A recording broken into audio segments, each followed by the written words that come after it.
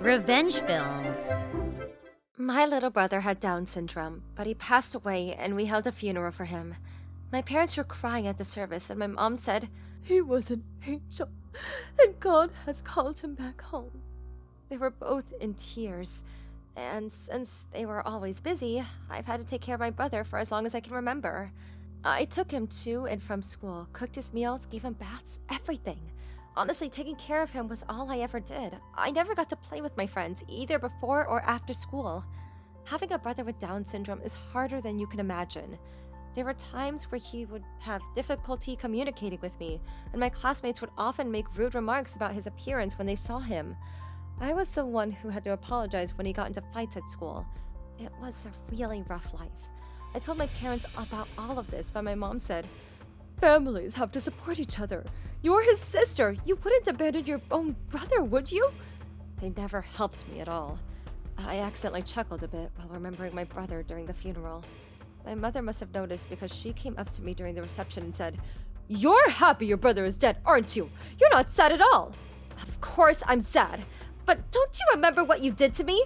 How dare you?" She started laying into me. I had a little bit to drink, so I lost it. "I don't want to hear that from you. You never did anything for him. You shoved him off into me from the time I was in daycare. Do you have any idea how hard it was for me? You have no right to mourn his death. All you want is sympathy. That's what it's all about." I ended up venting years' worth of pent-up frustration. My mom hit me as hard as she could. She jumped on the table and started kicking and punching me. A few bystanders pulled her off of me, and after the reception, I immediately packed my stuff and went to my aunt's house. My aunt was always very kind to me, and had been telling my parents they needed to lighten up on me. She's just a child. You shouldn't be forcing Carrie to take care of her brother. Do you know how hard it is to take care of a child with Down syndrome? What if you need to quit your job and look after him? But she never did manage to get through to them. Nothing ever changed. They never helped me with my brother. What about Carrie's life? She had to take care of her brother. She never had time to play with her friends. And you're not taking care of your son or your daughter at all. They never listened. My aunt was the only person who I could look for help. One time, my brother got sick with a really high fever, but I called my parents and they said, "You look after him, Carrie. We're busy with work," and hung up on me. I didn't know what to do, so I called my aunt and she came right over to take him to the hospital. When my parents got back from work, she said to them, "What were you thinking making Carrie look after her brother when he had a fever? That's child abuse." "Abuse? Us? Don't be ridiculous. We told Carrie to take care of everything. If anything happens to him, it's all Carrie's fault." They blamed me for his fever. My parents said they were working to support my brother, but they were really just abusing me. Even still, I never once abandoned my brother and took care of him for years and years. But I must admit, it was all physically and mentally exhausting. When I left home, my aunt said to me, "You are so strong, Carrie. You've been through so much to take care of your brother. You deserve to live somewhere your cruel parents can't bother you." It felt good to hear her say that. I took her advice and moved far away, but not without getting my revenge. My mother had beaten me up pretty badly at the funeral, so I went to get myself checked out by the doctor. My aunt introduced me to a lawyer friend of hers, and I sued my parents for all the unpaid labor they had forced me to do, as well as damages for pain and suffering from the funeral. At the same time, I was getting ready to move out of town. When my mother found out about my lawsuit, she said, "Why should I have to pay you anything? You were his sister. Of course you should look after him. Your brother is gone, so he doesn't need this money anymore. We worked hard to earn this money, so it's all ours." Unbelievable, right? But that wasn't going to work. After all, everyone around us knew that my parents had forced me to look after my brother for all these years, so we had plenty of witnesses to how unfair they were. I may have been several years older than my brother, but even still, how could they make me look after a child with Down syndrome? I think everybody who saw us could tell something was off. When walking through town, people would ask me, "Aren't your mother and father around?" Even when I got older, I would still get compliments like, "Carrie, you're such a dependable girl."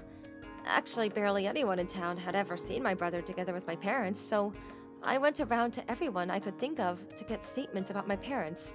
From daycare to elementary school and even the hospital, there are tons of people who knew that I was the only one taking care of my brother. That's how much my parents pushed off looking after my brother onto me.